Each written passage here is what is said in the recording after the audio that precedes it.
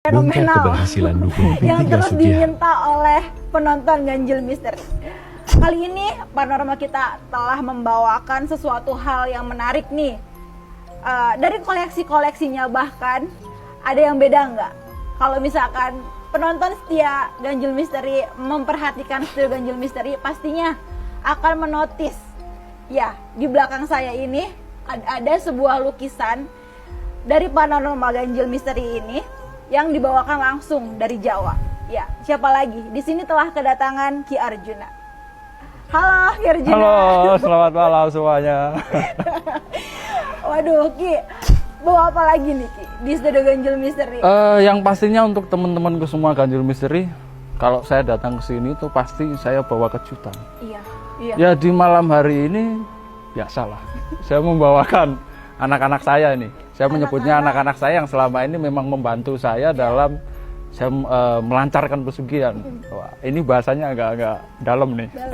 Ya bukan hanya penonton Ganjil Misteri aja ya yang kaget mungkin ya. Tim Ganjil Misteri pun kaget dengan kedatangan Ki Iya, Arjuna betul. membawa Betul. anak-anaknya katanya. Betul. Ini hanya sebagian aja sih anak-anak saya yang saya bawa. Ini saya cuma bawa inti-intinya. Sebetulnya saya memiliki ada 5 sih di rumah. Ada 5 ya? Cuma nggak mungkin saya bawa semua Iya kan, dong. karena juga pertama faktor jalanan juga kendalanya banyak. Kita juga harus antisipasi juga kan untuk tim kru di sini. Iya. Kenapa tadi saya juga menyalakan dupa, tujuannya untuk saya minta keselamatan agar semua tim kru juga tidak kena efek atau dampak dari saya membawa benda seperti ini. Gitu. Mungkin langsung aja nih Ki, apa sih sebenarnya yang Ki Arjuna bawa ini?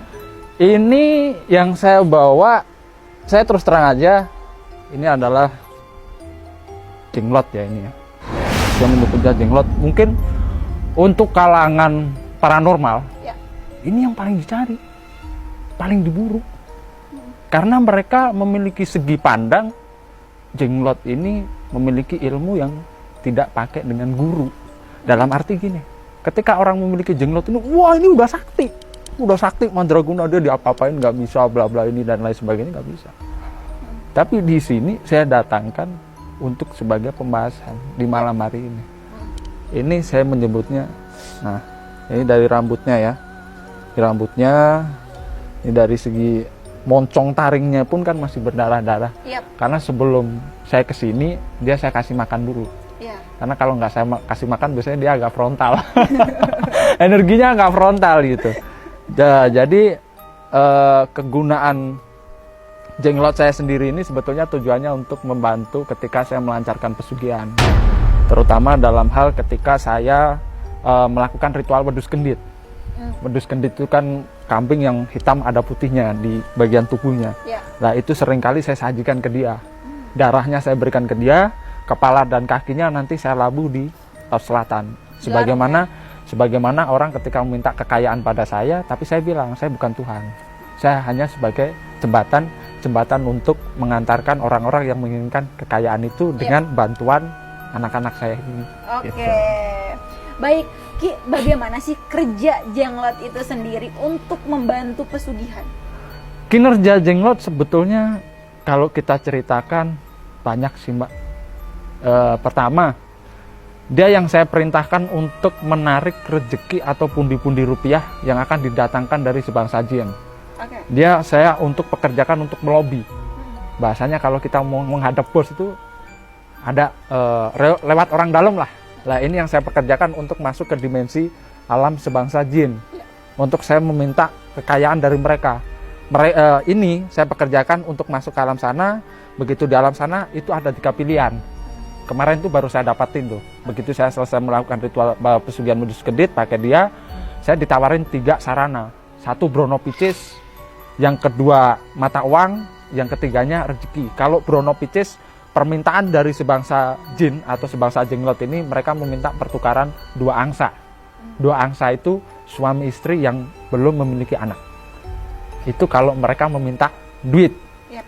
Ataupun Brono Picis. Yep. Nah itu saya katakan Brono Picis itu adalah sekantung emas dan sekantung berlian. Itu pertukaran yang dia minta.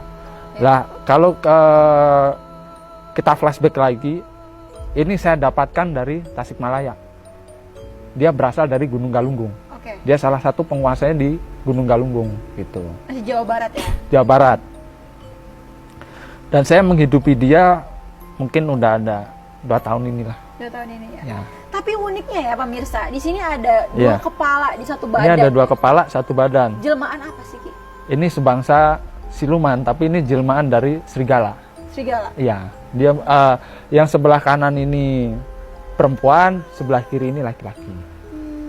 Yang Ki sebutkan dengan 2 kepribadian tadi Ya, ya? betul. Ini dia memiliki 2 kepribadian yang tidak sama. Oke. Jadi kadang yang sebelah kanan minta ayam cemani, yang sebelah kiri mintanya kambing kedit atau kambing hitam. Kadang juga dia minta darah saya sendiri untuk saya berikan ke dia sebagai sarana bahasanya pertanda lah bahwasanya saya adalah Tuhan kamu. Kalau saya meminta apapun, minta bantuan kamu, kamu jangan makan Tuhan kamu sendiri. Oke. Gitu. Menarik ya Ki ya. Bagaimana nih cara untuk mendapatkan jenglot itu sendiri Ki? Cara untuk perjalanannya mungkin panjang ya. Iya. Jadi dari kisah saya dulu, saya berkelana, saya lalang buana, saya melakukan pertapaan, saya melakukan persemedian, saya ritual ke sana kemari. Sebetulnya saya nggak berangan-angan memiliki jenglot, memiliki batara karang, saya nggak berangan-angan di situ. Iya. Tapi ketika saya bertapa di Gunung Galunggung, saya melihat ada sosok kehadiran. Waktu itu saya bersemedi jam 12 malam, jam 3 saya ditemui sama dia. Ada wujud kepala 2, kepala serigala, dia datang temuin saya dan dia mengatakan, kamu siapa? Kok kamu berani menginjakan wilayah saya? Nah, saya bilang sama dia, lah kamu siapa? Saya penguasa yang ada di Gunung Galunggung. Setelah saya melakukan meditasi, olah batin, olah rasa kan di situ, Yep. dia menampakkan wujudnya dan dia memberitahu saya di mana tata letak dia berada. Saya telusuri di situ, saya telusuri. Dan alangkah terkejutnya saya ketika saya mau mendapatkan dia, ada tragedi yang mungkin ada rekaman yang sulit untuk saya katakan. Yep. Karena itu memang menyangkut nyawa teman saya sendiri. Iya. Kalau pas waktu itu, saya waktu naik, saya ketika mau ngambil di lereng tebing, teman saya itu tragedi. Tragedi apa? Ya kurang sedikit dia masuk ke dalam jurang gitu. Tapi selamat. Tapi dia selamat. Selamat ya. Jadi waktu saya mengambil dia ini, sebetulnya dia minta 1 nyawa untuk pertukarannya. Sebahasa jenglot ini. Namun dari Aki sendiri upayanya bagaimana nih? Waktu saya mau mengambil dia, saya lakukan negosiasi. Iya. Negosiasi di hari malam Jumat Kliwon saya datang ke situ, dia belum mau. Karena waktu itu teman saya berkata, kamu kenapa sih? Kamu ke situ ngapain mbah? Kan gitu. Iya. Saya ada sesosok yang menarik saya. Tapi tidak lama tragedi itu akan terjadi. Waktu dia jalan kaki, katanya dia melihat ada sebangsa ular lewat di depan dia. Dan dia melihat sosok perempuan yang memanggil dia untuk datang ke sini. Ketika dia mendatangi sosok perempuan itu, dia hampir tergelincir di dalam jurang. Setelah itu saya putuskan untuk mundur. Kita balik. Iya. Jumat Kliwon ke depan, 2 bulan ke depan, saya datang lagi ke dia. Iya. Dan saya nanya sama dia, saya negosiasi lagi. Kalau seumpama kamu tidak minta pertukaran nyawa, apa yang kau minta dari saya? Iya. Akhirnya dari Jawa, saya datang ke Jawa Barat, saya bawakan kepala kambing hitam. Kepala kambing hitam dan kaki 4 dari kambing itu sendiri, saya serahkan ke Gunung Galunggung, saya siapkan selamatan dan lain sebagainya. Ya. Akhirnya dia muncul. Oke, berarti proses pengambilan jenglot ini sendiri tuh banyak apa sih ya, kayak mengelabui Betul, gitu ya? banyak mengelabui, banyak menguras tenaga, banyak menguras finansial juga, batin juga, rasa juga, pikiran juga, semua. Oke. Karena untuk mendapatkan dia juga kita harus beradu mental. Iya. Karena dia mengatakan, kalau kamu memang mampu mengalahkan saya akan tunduk padamu. Kalau kamu tidak mampu mengalahkan saya, kamu akan saya ambil. Itu Tetapi- pertaruhannya nyawa kita sendiri. Oke. Tetapi setelah semuanya aman, lancar, dan jenglot pun udah Ki Arjuna ambil, Iya. layak nggak sih Untuk apa? Layak dalam arti apa? untuk Ki Arjuna pergunakan? Oh, untuk saya pergunakan. Iya. Kenapa saya mempergunakan dia? Bagi saya mereka layak. Karena mereka memiliki kapasitas yang menurut saya di atas rata-rata dari sebangsa jenglot yang lain. Terutama ada juga yang di sebelah kiri, dia adalah ratunya jenglot. Ya, coba. Tapi sebelumnya, kenapa dia saya katakan layak dalam peranan dia membantu saya dalam hal pesugihan? Karena dia pernah berkata sama saya, dia memiliki gudang. Gudang. Gudang yang dia sembunyikan selama ini, dia memiliki kekayaan yang ada di Gunung Galunggung. Tapi berupa Brono Picis. Yang saya katakan tadi, Brono Picis itu sekantung emas. Emas yang asalnya dari sebangsa jin. Sebetulnya sebangsa jin itu ngambil dari sekeliling rumah yang ada di situ. Jadi kayak anting-anting, gelang, kalung itu diambil, dia sembunyiin, dan dia tahu tata letak lokasi di mana dia menimbun harta karun itu. Oke. Kamu pernah Ki Arjuna coba nggak? Pernah, saya Pernah. pernah mencoba mengambil Brono Pieces itu, tapi akhirnya saya kembalikan lagi karena ada pertukaran yang dia minta 2 angsa. 2 angsa. Jadi laki perempuan yang udah menikah tapi belum memiliki anak, Ya. dia mintanya itu, dan dia akan memberikan 1 peti emas. Itu berupa ada potongan cincin, ada kalung, gelang, bermacam-macam ada di Berarti situ. bentuknya perhiasan ya? Bentuknya perhiasan. Jadi dia yang memang menyimpan dari sumber kekayaan dari di Gunung Galunggung itu sendiri. Gitu. Oke. Mungkin satunya boleh diperkenalkan. Ini ini adalah salah satu wujud yang dimana kalau saya ceritakan ini sebagian dari masa lalu saya, Mbak. Jadi waktu dulu ini bernama Ratu Niang Mangsari, dia adalah wujud dari ratu dari bangsa Jenglot. Dan Ratu Niang Mangsari ini dulunya saya mempelajari ilmu Batara Karang. Dalam hidup saya, karena dulu saya sering dicemooh sama orang, dibully di ini, saya memiliki dendam. Saya memiliki dendam pribadi dengan salah satu orang. Mungkin sampai sekarang masih belum hilang dendam saya. Begitu dendam saya dulu sudah terbalaskan, saya hanya ingin memiliki satu ilmu, yaitu namanya ilmu Aji Batara Karang, ilmu keabadian. Saya tidak ingin mati. Sampai saya menguasai ilmu Aji Pancasona, Aji Rawa Rontek saya kuasai. Dia berasal dari punggung saya sendiri, Mbak, di bagian punggung belakang saya sendiri. Nah, kenapa saya mengatakan itu? Ini ada putusan rambut. Di putusan rambut inilah, Digunting. ya, seperti digunting. Sebetulnya rambutnya dia segini, sama seperti ini. Ketika ini saya potong, disitulah perjanjian saya sama dia tetap berlanjut. Jadi saya mengatakan sama dia, Ratu Niang Mangsari, kamu akan saya lepaskan dalam wujud ragaku, tapi kamu akan saya wujudkan dalam bentuk fisikmu. Dia saya wujud bentuk fisikmu. Dia saya wujudkan, tetapi Ratu Niang Mangsari ini kemanapun saya pergi masih ada ikatan benang merah di dalam diri saya sama dia. Karena saya masih memiliki perjanjian yang tidak bisa saya katakan atau saya buka di sini, karena itu perjanjian pribadi saya dengan dia. Nah, di sini kenapa dia memiliki taring yang lebih panjang dari itu? Iya. Karena dia memiliki mahkota. Ratu Niang Mangsari ini adalah sesosok perempuan, dan dia menyatu dengan sebangsa siluman naga. Karena di punggungnya ini memiliki sisik. Tuh. Iya. Namun bentuknya seperti manusia juga ya? Iya. Tapi dia adalah golongan dari sebangsa jin, tingkatannya menengah ke atas. Oke. Bukan lagi golongan jin ya seperti kayak Toyol itu kalangan menengah ke bawah. Ini udah kalangan menengah ke atas yang mungkin seringkali paranormal memuja-muja. Kalau di saya nggak pernah saya puja. Yep. Bagi saya gini, ilmu yang dilandasi dengan suatu makhluk, yang saya artikan, ketika kita dibantu dengan makhluk, berarti manusia itu masih memiliki kapasitas dan bisa jadi tolak ukur. Yep. Tolak ukur dalam arti, wah ini kodamu harimau nih, kita coba nih, kemampuanmu cuma sampai di situ. Yep. Lah, ini kan hanya penggambaran suatu makhluk. Banyak orang yang mencari jenglot, mencari BK demi untuk menguntungkan diri dia sendiri. Dalam arti apa? Mereka meyakini siapapun yang memiliki jenglot atau Batara Karang, mereka memiliki 7 kekayaan atau 7 keturunan yang tidak akan habis. Di sini akan saya patahkan. Jenglot ini bagi saya hanya untuk pendamping saya saja. Ketika saya butuh dia, saya panggil. Ketika saya nggak butuh, saya diamkan. Kalau untuk paranormal yang lain, seringkali mereka mencari saya untuk bertanya, Ki, ada jenglot nggak? Ada BK nggak? Jawaban saya cuma satu, buat apa? Saya pengen kaya dengan menggunakan hal-hal seperti itu. Ada juga orang mengatakan jenglot ini bisa untuk proses duit gaib. Iya, betul. Ini yang juga mau saya patahkan. Saya kasihan dengan orang-orang yang udah berkelana. Ada juga yang mengatakan tentang tokek, tentang KM, kantong macan. Ada bilang juga nyari yang anti cukur, besi kuning, dan lain sebagainya. Mereka karena terpacu dengan faktor uang. Kalau dibilang jenglot ini bisakah untuk menjalankan praktek pesugihan, sangat bisa. Asalkan kamu memiliki jenglot yang benar-benar asli, bukan tipuan. Karena jenglot sekarang banyak tipuan dari tulang kelinci. Betul. Sebetulnya ada salah satu pratiksi menggunakan tipuan itu, tapi tidak akan saya sebutkan namanya. Saya tahu orangnya, saya tahu predikatnya, tapi saya nggak akan menyebutkan.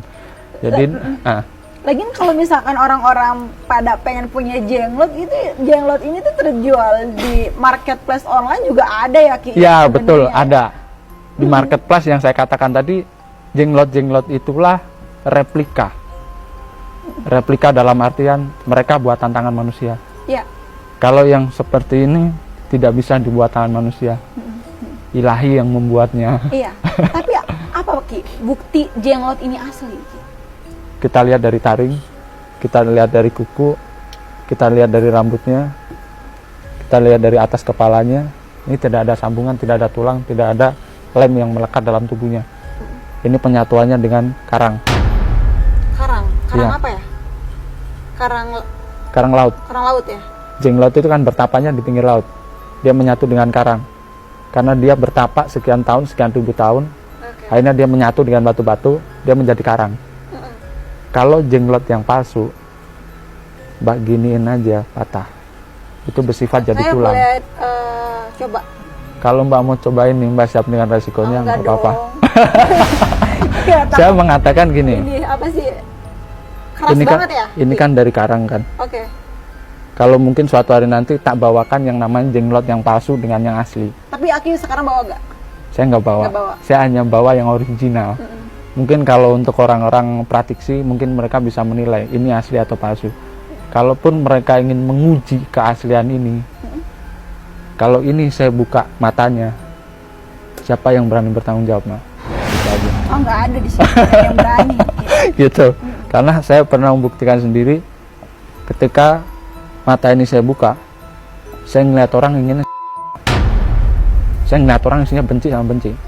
Nggak ada rasa di hati saya, belas kasihan nggak ada.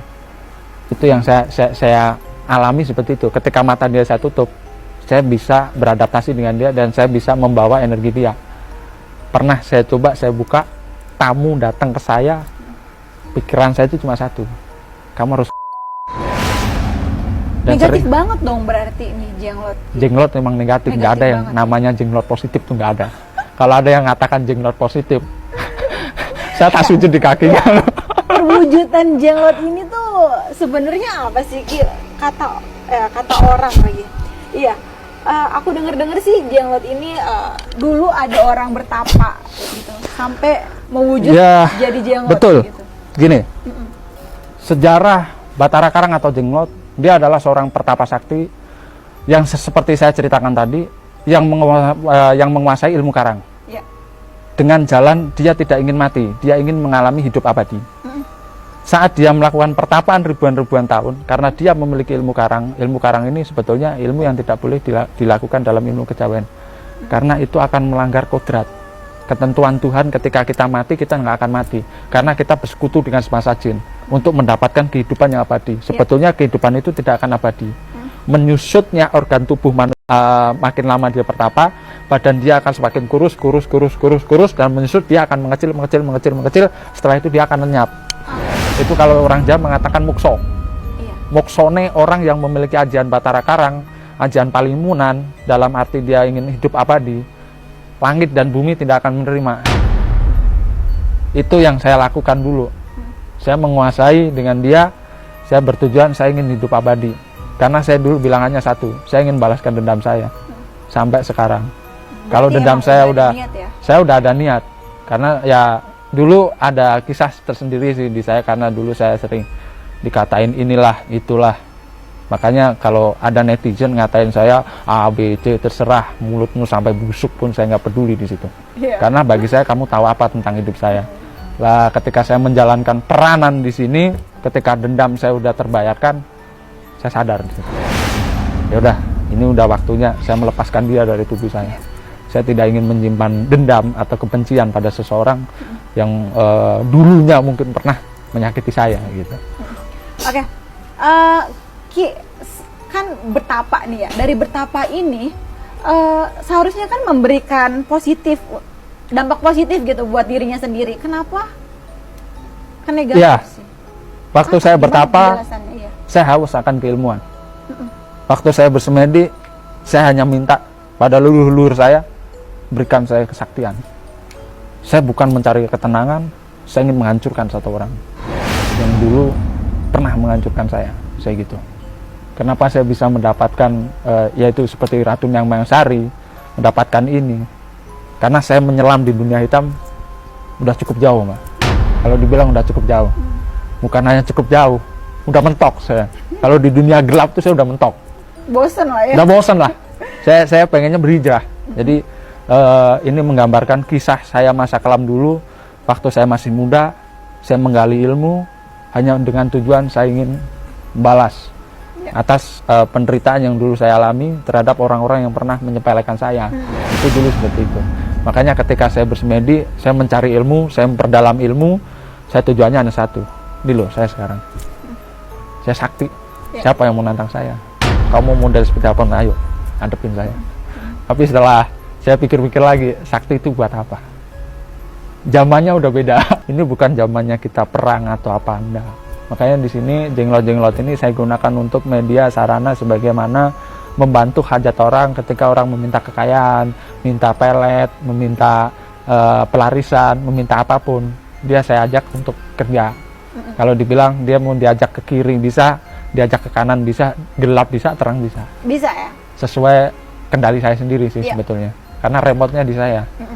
Ibarat ini TV, saya nyalain aja, cetik gitu. Dia nyala, jalan gitu. Enak banget ya. Tapi resikonya gede juga. Ya, resikonya gede juga. Oke, di sini ada 2 jenglot dan juga lukisan. Kita akan membahas lukisannya Ki Arjuna. Ini lukisan apa sih? Ya, sebetulnya gini. Dalam sebuah lukisan ini adalah menggambarkan sisi kegelapan dalam hidup saya dulu. Ini sebetulnya masa kelam saya. Waktu saya masih sayembara, dalam arti di sini sebetulnya penggambaran dari sisi gelap dan sisi positifnya juga ada. Lah di beberapa gambar perempuan ini di belakang saya itu ada Ibu Ratu ya. Ibu Ratu itu menggambarkan sebagai pengayom yang selama ini yang saya anggap menjadi ibu saya. Dan Ibu Ratu itulah merangkul ada 2 iblis di situ. Yang sebelah kiri itu iblis, yang sebelah kanan ini sebangsa jin. Yang di bawah itu juga ada dari golongan jin juga. Kalau yang di bawah sendiri pakai kuning ular itu adalah sosok Nyi Blorong. Dan di belakang-belakangnya itu adalah sosok pendamping yang bersifat energinya positif. Lah kenapa saya di situ duduk di salah satu kasta yaitu kerajaan monyet. Itu banyak tengkorak-tengkorak monyet di situ. Lah dulunya saya penyelaman di dunia gelap. Ya diibaratkan saya itu dianggap mereka itu sebagai raja. Jadi tuan mereka. Karena mereka merasa beruntung memiliki saya. Saya mengayomi, saya tidak beda-bedakan. Dan seringkali saya mengundang mereka untuk memberikan mereka makan. Ya makan berupa ada yang pisang, ada yang nyawa, ada yang ini, ada yang itu. Ya di masa-masa itu memang itu saya akui. Ini gambaran wujud dalam dunia gelap lah. Di sebelah kiri itu ada kuda hitam, sebelah kiri ada harimau putih, harimau loreng, di situ ada kuyang, ada juga yang paling berperan dalam hidup saya waktu saya masih kelas 4 SD, itu yang di belakang sendiri. Itu namanya yang Gandarwo Sito. Dia salah satu rajanya Genruwo yang waktu saya umur ke 4 SD, dia yang mendampingin saya.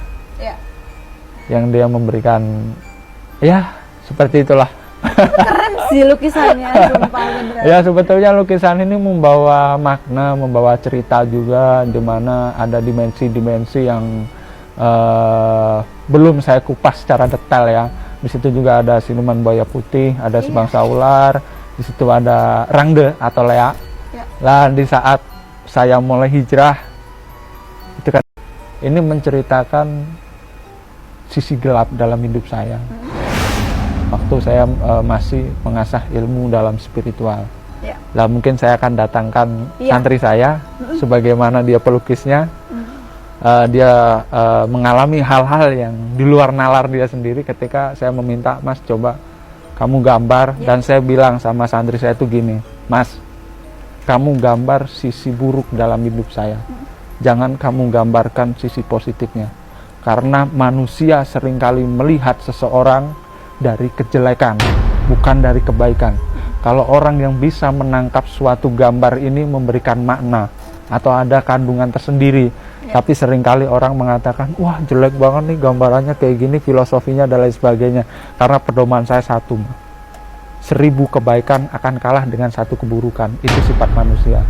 Dan santri saya pun heran, kenapa Ki meminta saya untuk menggambar sisi buruk dalam hidup saya. Saya cuma ingin melihat mata seseorang ketika memandang lukisan seperti ini, apa yang ada di benah pikiran dia, benalu dia seperti apa.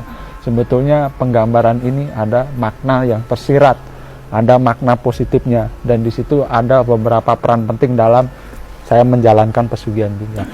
Ki, boleh nih Ki, dipanggilkan yang lukisan. Oh, bisa. Bisa. Ini akan saya panggilkan salah satu yang melukis visualnya, Yep. visual dalam bentuk siapa pendamping saya. Yep. Langsung aja ya saya panggilkan nih Mr. Boleh. Anton ini. Boleh. Silakan Mas Anton. Silahkan Mas Anton masuk. Iya, ini Mr. Anton ini. Ya. Ya. Wah, keren banget Mas Anton lukisannya.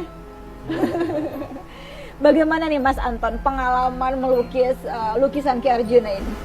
Nah, ini yang mau saya ceritakan. Ya. Sebenarnya pengalaman pertama dalam hidup saya melukis di atas kanvas.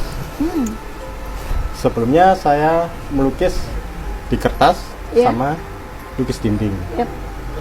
Jadi benar-benar pengalaman yang luar biasa sekali.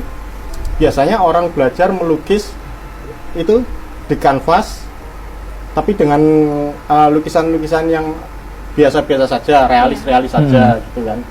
Ya kayak objeknya orang, pemandangan dan sebagainya. Tapi ini satu pengalaman yang benar-benar luar biasa sekali. Saya masuk ke suatu imajinasi yang berdimensi. Iya.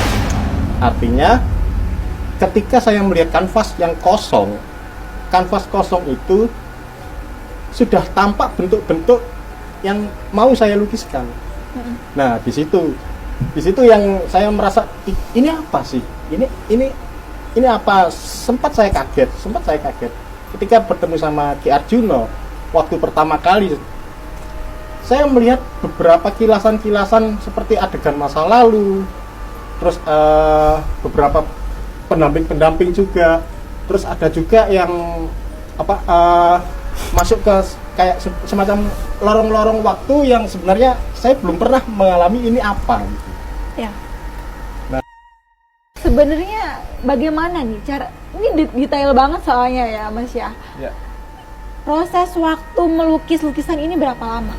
1 bulan kurang seminggu kayaknya, hampir 3 mingguan. Nah, ini yang saya garis bawahi. Kebanyakan rekan-rekan pelukis yang lain itu kalau melukis foto, objek foto atau apa, itu ternyata lama banget karena membutuhkan mood, membutuhkan waktu kapan dia ingin melukis. Tapi setelah saya bertemu dengan dimensi yang baru ini, saya melukis dengan enjoy, cepat, tangan 1, tangan 2, tangan masing-masing menggores sketsa dengan kayak semacam otomatis. Saya nggak tahu ini penggambaran apa, dan akhirnya dijelaskan sama Ki Arjuna.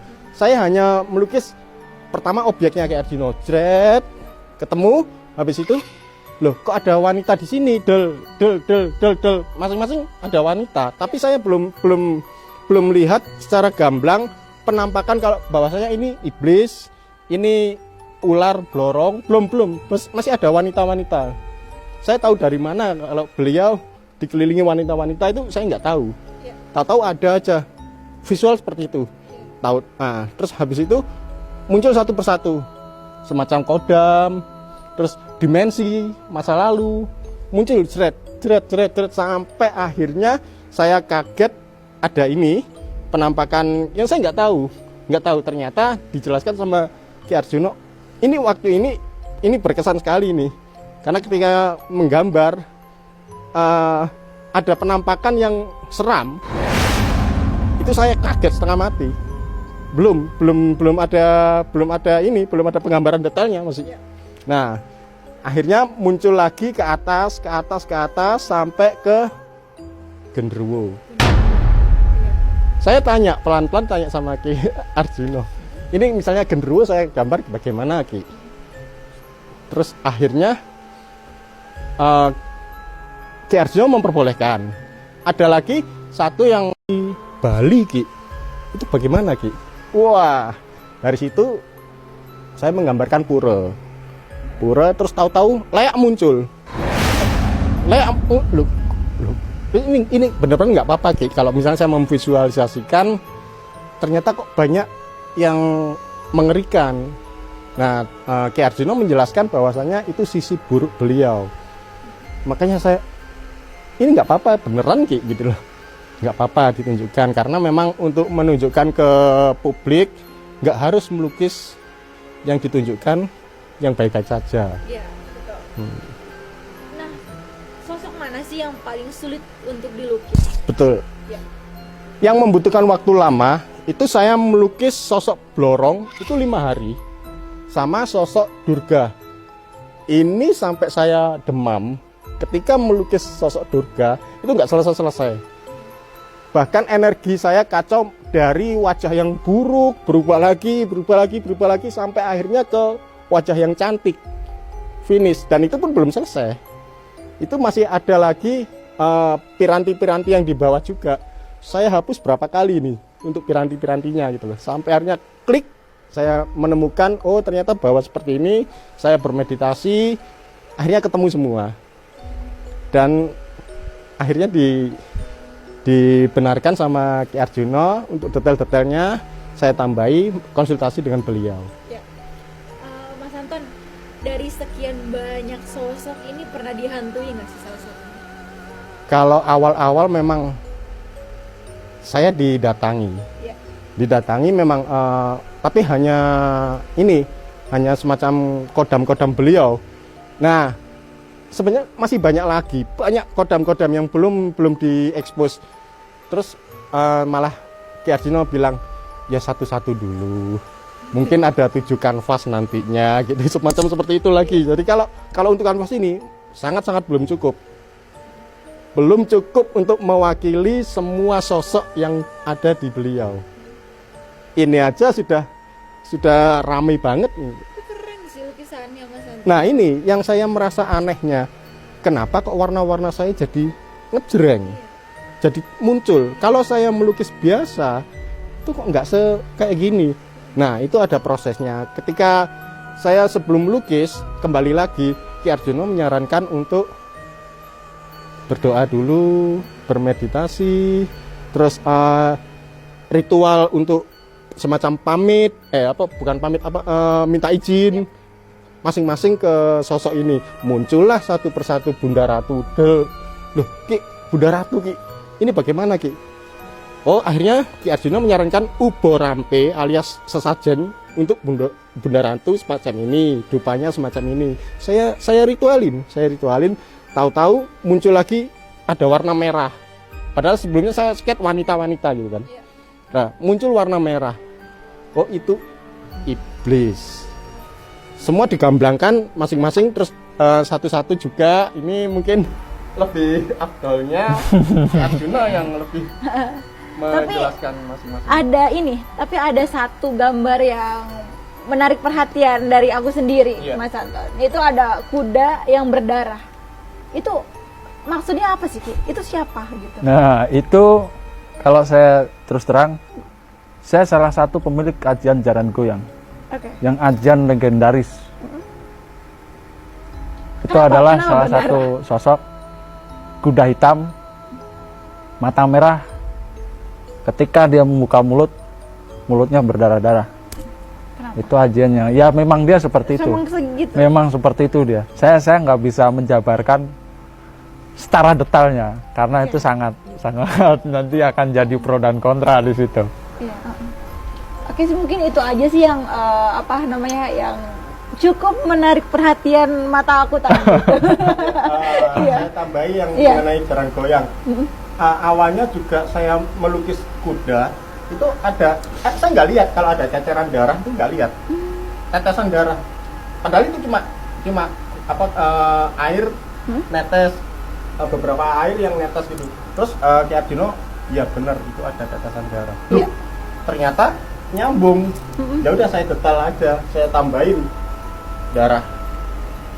Iya. kenapa kok ada darah? Iya. Iya, Semuanya makanya. saya tahu Ki Arjuna. Kayak Arjuna ya. Iya, Oke. itu muncul begitu aja, terus dan dimensi-dimensi seperti itu baru saya alami seumur hidup sekarang. Oh ya. Kenapa ada wanita? Ini saya atau Ki Arya yang bisa Ya, terserah. Boleh. yang menjawab. Nah gini, itu di waktu saya selepas kuliah. Ya. Saya kuliah sampai semester 4. Saya di situ mulai menjajaki dunia yang fana bagi saya. Saya ingin menghidupkan salah satu hoda milik saya, atau bisa disebut istri gaib. Saya memiliki istri gaib pendamping hidup saya. Ini kalau saya ceritakan jadi Panjang ya. sebetulnya nggak panjang, cuma jadi pertanyaan semua orang. Kenapa kok terlalu berani? Saya udah melanggar kodrat dari yang di atas. Separuh nyawa saya udah saya putus, saya masukin ke situ. Tak jantung orang yang mati ini udah berdenyut. Dut, saya dihentikan oleh leluhur saya. Kamu jangan segila. Dut, saya dihentikan oleh leluhur saya. Kamu jangan segila itu. Kalau kamu melakukan ini, raga ini akan dicari oleh pemiliknya. Detak, denyut nadi 3 kali berdetak. Namun? Saya berhenti. Oke. Karena dipenggak oleh para leluhur saya. Kamu jangan ngelakuin itu. Kenapa? Karena ketika itu saya ingin menghidupkan orang yang mati dengan ruh yang lain. Saya begitu, saya mengatakan, Mas, nggak usah ditutup.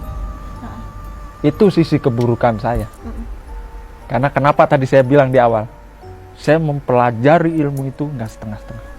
Sudah sampai ujung akarnya, udah saya selami. Berarti emang Ki Arjuna itu terobsesi nih ya, Ya. dengan sosok istri gaib ini? Ya, Iya. dulu saya terobsesi. Karena bagi saya nggak bisa percaya sama manusia. Bagi saya manusia itu semuanya apa?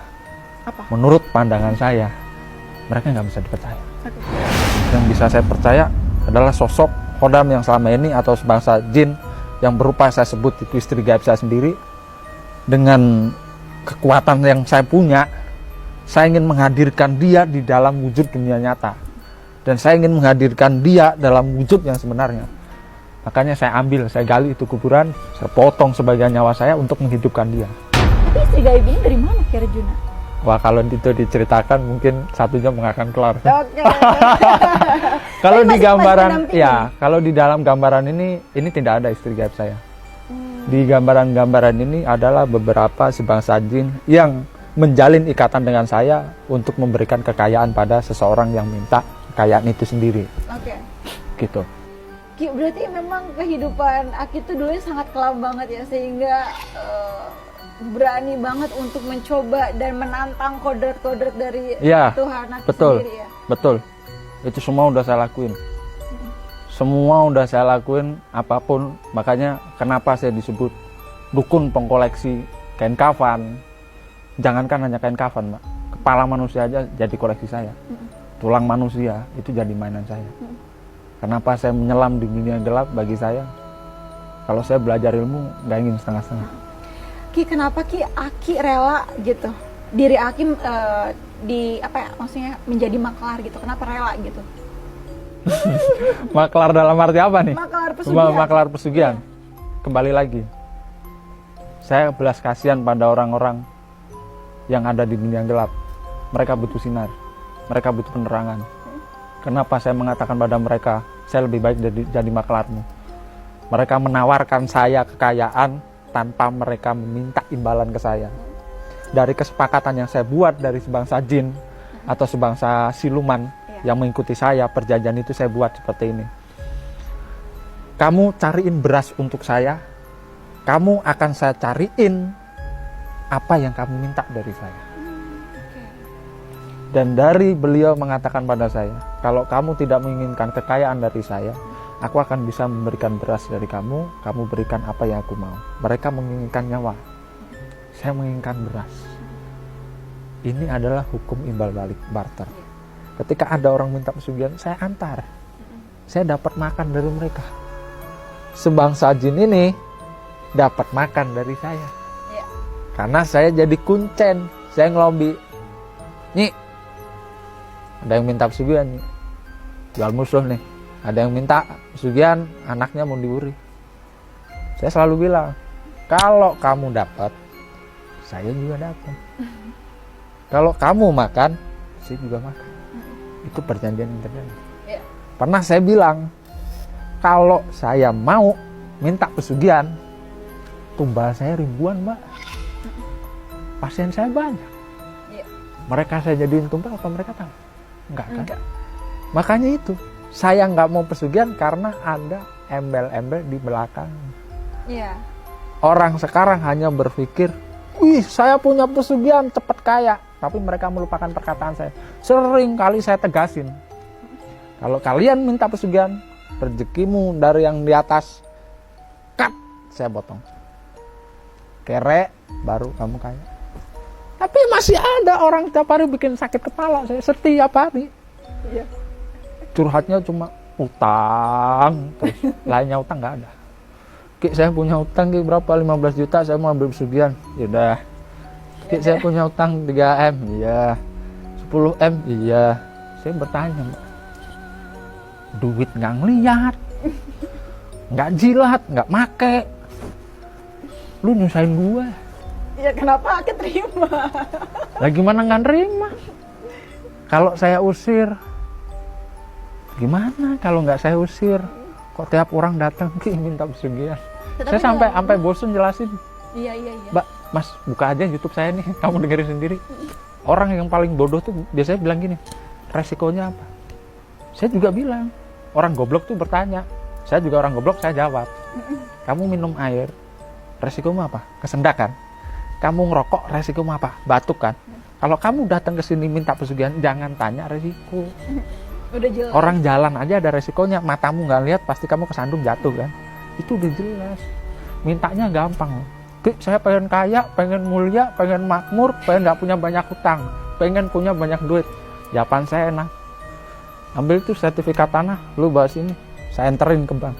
Besok cair, 10 hari cair, 3 hari lah cair, jadi duit.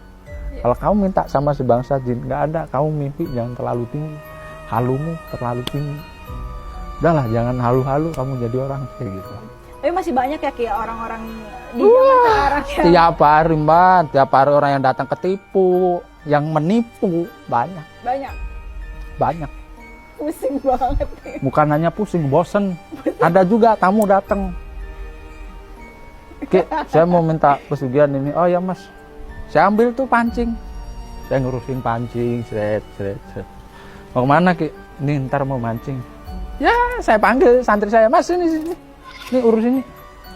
Apa Ki? Jelasin nih kalau dia mau minta pesugihan. Udah jelas-jelas saya jelasin pesugihan tuh temponya seperti ini. Saya capek ngomong, saya bukain YouTube nih, ganjil nih, baca sendiri, dengerin sendiri, saya gitu. Saking bosannya didatengin orang tiap hari. Kalau mereka hajatnya kabul, lupa. Kalau nggak kabul, komplain. Kalau komplain saya jawab. Kalau kamu komplain sama saya komplain sama siapa? Saya selalu bilang gini sama orang-orang yang minta pesugihan sama saya. Kamu yang mau kaya, kamu yang butuh saya nggak butuh duitmu, saya nggak butuh kamu. Kamu kalau mau ya silakan, nggak mau ya udah pergi. Kamu tuh ganggu waktu saya aja. Kalau saya pengen mancing ya saya tinggal mancing, udah masuk bodoh saya. Saya kadang juga kalau ada pertemuan atau ada acara, santri-santri saya bilang, tunggu kamu depan pintu. Kalau ada orang kesini bilang, Aki nggak ada, pergi. Saking bosen saya, jenuh. Masa tiap hari orang datang minta kaya, minta hidup enak. Wong saya aja masih susah, kamu minta hidup enak, bener nggak? Kayak gitu. Masih susahnya tuh dalam hati saya masih berusaha. Manusia itu kan diberikan kesempurnaannya. Iya. Kesempurnaan fisik, lahir batinnya, kecerdasan batinnya, otaknya. Mereka kalau pada bilang, saya udah gelap. Gelap apanya? Kalau gelap ya lampunya nyalain. Ya bener kan? Betul. Saya udah gelap. Nah terus saya bisa apa? Saya mau pesugihan. Saya mau jual umur saya sendiri. Oke, bisa. Saya mau jual diri saya sendiri. Oke, bisa. 24 jam umurmu. Berani gak? Oh jangan lagi. Masa 24 jam saya langsung mati? Kamu mau kaya? Bisa. Lah kamu minta umur berapa? Ya paling enggak ini kayak saya cair 1M atau 2M, nanti hidup saya 5 tahun lah atau 6 tahun. Daripada saya bantu kamu, lebih baik orang di kolong jembatan yang saya bantu. Banyak kayak gitu. Saya selalu bilang, kamu minta umur berapa? Setahun 2 tahun. Dah kejauhan. 24 jam. Kamu terima duit, kamu mati. Mau? Gak mau dia. Iya. Itu yang sering kali kalau orang bilang, "Ki, saya udah gelap, Ki." Gelap. Ini masih siang, Mas. Terang, bukan gelap. Kalau malam gelap, lampu tanya lain. Iya. Kalau butuh rokok tak kasih. Kamu butuh air tak kasih minum. Tapi kalau kamu minta manisnya, kamu tak kasih tahu ajaran kopi. Kopi kalau nggak tak kasih gula rasanya apa? Pahit kan? Minum tuh pahit. Saya sindir. Anak kecil baru lahir, nyusu di ibunya, ASI ini pahit apa manis, dia tahu. Kalau kamu udah gede, udah tua, datang ke sini minta kekayaan, kamu cuma minta gula, saya nggak punya gula. Saya punyanya pahit. Kopi ini pahit. Iya. Anak bayi tahu rasanya asam, rasanya manis. Kamu cuma minta manisnya hidup. Mati aja kamu. Kayak gitu. Tiap hari. Besok juga ngantar pesugihan saya. Saya belak-belakan aja. Iya. Saya udah siapin 2 nih kambing gendit nih. Kambing hitam semua. 1 kambing gendit, 1 kambing hitam. Juga orang sini juga yang minta. Oh gitu. Oke Ki, sangat menarik banget ya kita telah berkenalan nih dengan koleksi-koleksi Ki Arjuna ya. Oke, baik pemirsa Ganjil Misteri, terima kasih telah menonton tayangan Ganjil Misteri. Jangan lupa